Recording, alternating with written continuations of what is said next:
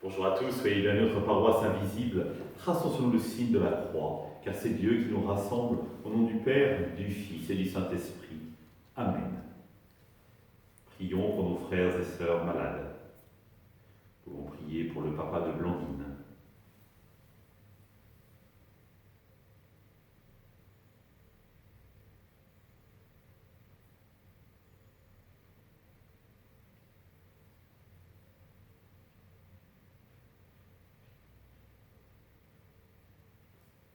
Prions pour les soignants et tous ceux qui œuvrent pour le bien commun.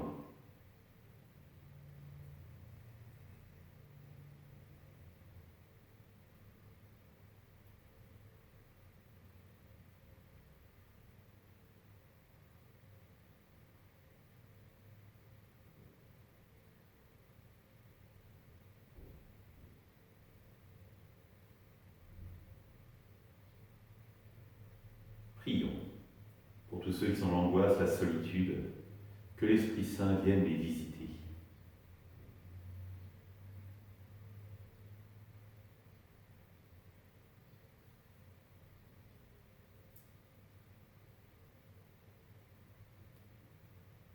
Pour manifester notre communion, je vais maintenant allumer cette bougie au cierge pascal.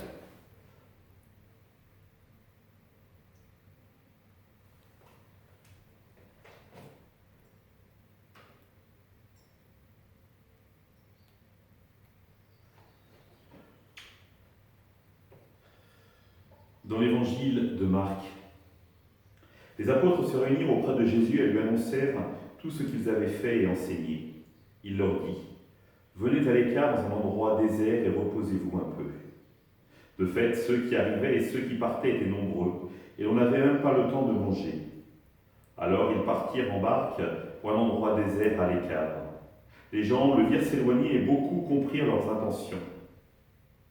Alors, à pied de toutes les villes, ils coururent là-bas, et arrivèrent avant eux. En débarquant, Jésus vit une grande foule. Il fut saisi de compassion envers eux, parce qu'ils étaient comme des brebis sans berger. Alors il se mit à les enseigner longuement. Acclamons la parole de Dieu. Louange à toi, Seigneur Jésus.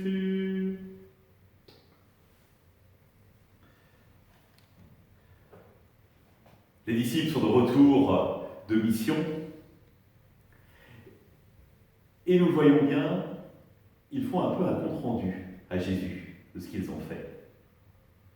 Deux dimensions, l'enseignement et ce qu'ils ont fait. L'enseignement, on peut facilement imaginer, ils ont essayé d'annoncer combien Jésus était le Messie et comment ça répondait au cœur, aux attentes du peuple, notamment à travers l'Écriture. Mais le faire. Il est étonnant de voir que ce n'est absolument pas détaillé. Et pourtant, ils ont dû faire des choses. Mais quoi ? Peut-être ce que l'Esprit Saint leur a soufflé à ce moment-là et à cette heure-là, au moment de la rencontre qu'ils faisaient, qu'ils vivaient. Les chrétiens, si nous sommes que des gens qui posons des actes, des paroles, ou qui nous enseignons, ça ne convaincra pas personne. En revanche, si nous commençons véritablement à poser des actes, alors là, cela peut interroger. Rappelez-vous ce que disait le pape Paul VI déjà, il y a 50 ans. Le monde d'aujourd'hui a plus besoin de témoins que de maîtres, à moins que le maître soit aussi un témoin. Et donc, ce qui est fondamental, c'est d'être capable d'unifier ces deux dimensions. L'intelligence et le cœur. Vous le savez bien, la plus longue distance que nous aurons à faire durant toute notre vie. Alors demandons à Dieu aujourd'hui que les actes que nous allons poser soient véritablement voulus, raisonnés, parce que nous agirons en témoin du seul Maître, le Christ lui-même. Ensemble, nous prions. Notre Père, qui es aux cieux. Que ton nom soit sanctifié, que ton règne vienne, que ta volonté soit faite sur la terre comme au ciel. Donne-nous aujourd'hui notre pain de ce jour. Pardonne-nous nos offenses, comme nous pardonnons aussi à ceux qui nous ont offensés. Ne nous laisse pas entrer en tentation, mais délivre-nous du mal. Amen. Que le Seigneur nous bénisse, nous accompagne notre journée, nous garde dans la paix. Au nom du Père, du Fils et du Saint-Esprit. Amen.